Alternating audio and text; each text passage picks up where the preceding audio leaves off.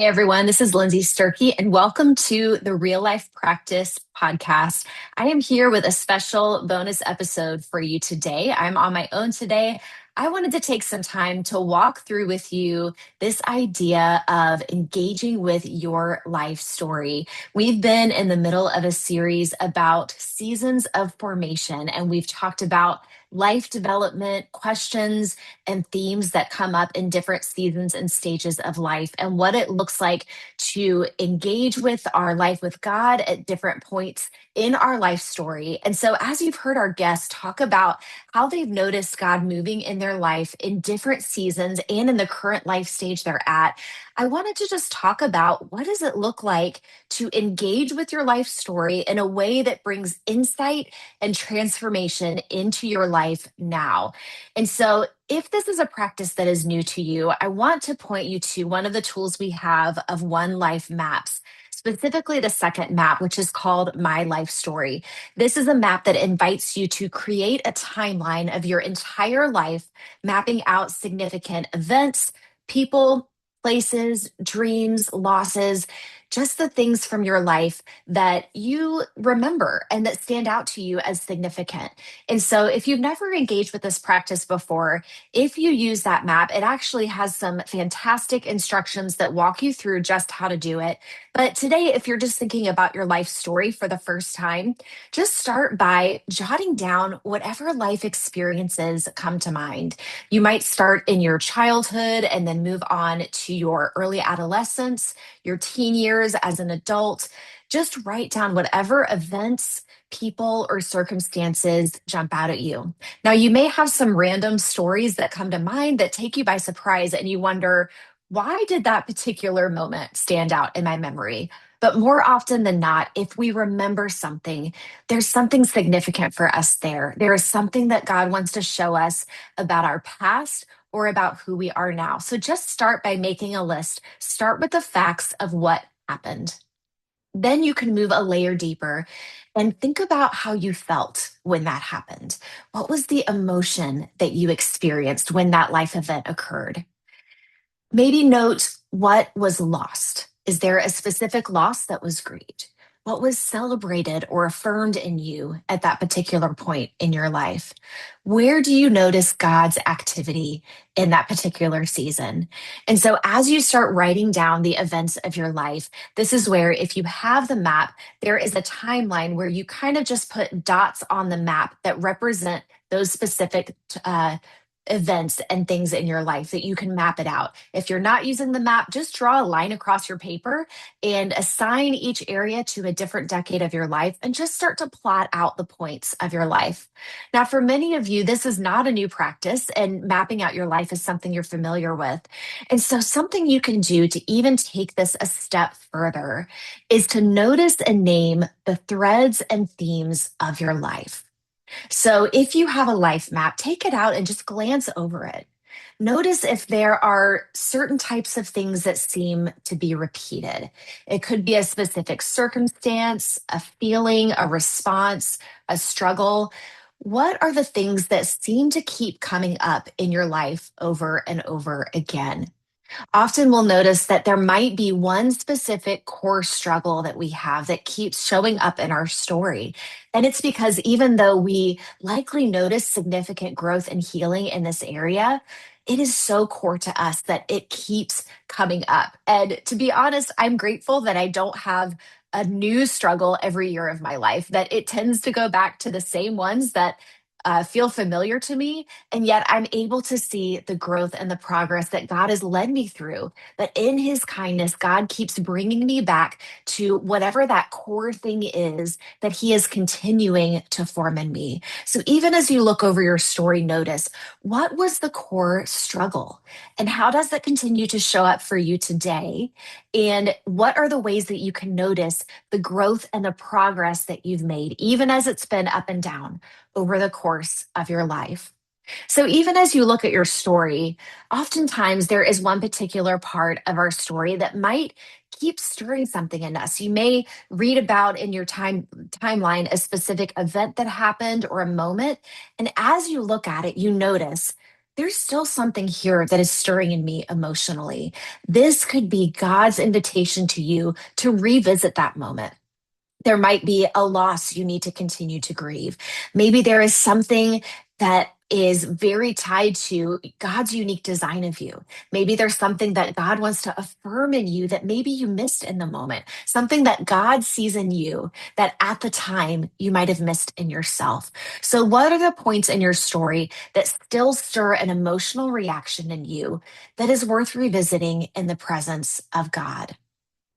So, as you were looking at this, I'd also encourage you to name what are the themes of your different life stages. You think about a book and how it might be divided into chapters. What would the title of each chapter of your life be called? What do you notice about what God was forming in you, what was happening in your life? Sometimes it's helpful to just take a step back and look at the bigger picture of what God was doing in the story of your life. You may even notice one overarching theme or narrative in your story.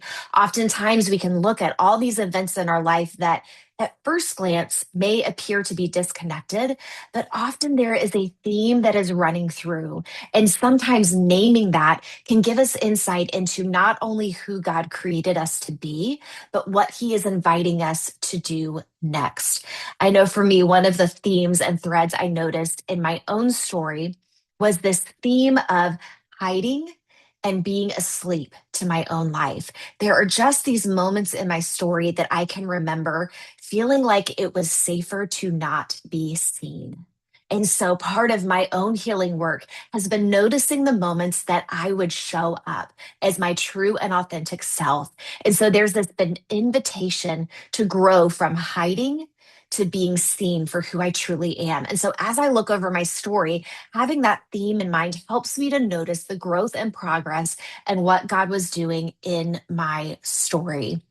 So, as you look at your story, I would encourage you to spend some time engaging with the deeper layers that are underneath the facts of what happened. So, there are several ways you can do this. Again, if you've not done the My Life Story map, I'd encourage you to start there. That map has some fantastic questions that help you kind of take a deeper look at what was happening in your life and explore with God what He wants you to notice in your story. One way to do this, if you've done the life map, is take out your map, kind of look over the timeline. And like we talked about earlier, maybe there's an event, a moment, or a season that is stirring something in you that makes you realize, I think there's more for me to notice here. And so maybe you write it out long form. In the map, we just kind of write a word or a phrase to represent that event or that season. But maybe you take out your computer and open up a Word doc and just write it out almost as if you were writing a scene from a story or a movie. Write out what was said, write down what you saw, what you felt, write down as much as you can remember, and then hold that with God and ask God, what do you want me to see here?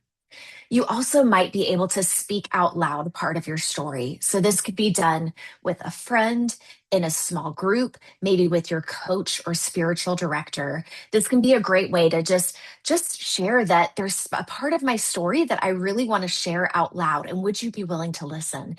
And maybe that person can reflect back what they hear from you. They can ask you questions, and they can also help you notice those threads and themes of your story that are coming up for you as you take another look at that part of your story.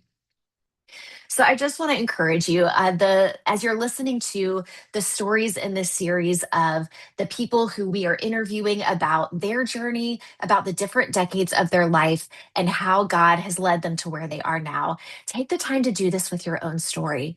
Each one of us has a story that matters and it has significance, and there are always more layers to the story. Even if you've done the life story map, there is always more to explore and uncover. So if you want to engage with that map, we have 7 other maps in addition that help you recognize and respond to God in your story, not only in the past, but in the present as you notice what God is doing in your life right now. And then in the future, as you discern, what are my desires and my longings? What are the life giving rhythms I can put in place in my life right now? And what are my next steps to lean into the person and the life that God has created uniquely for me? So we'll have in the show notes a link to our website, or you can just go to onelifemaps.com. And we have a couple different options for you there. So if you want to download a personal copy of the maps for your own use, we have an option for you to do that. You get instant access to all 8 maps, plus the introduction booklet that walks you through how to engage with them. So you can download them, you can print them, you can use them electronically, however would serve you best. If you are someone who does this type of work with others, whether you are in ministry or you're a coach or a spiritual director, we have a subscription option that gives you permission to print and distribute as many maps as you need to use with those you work with. And so this is a great option for you if that is something that is interesting to you. So this is an option if you want.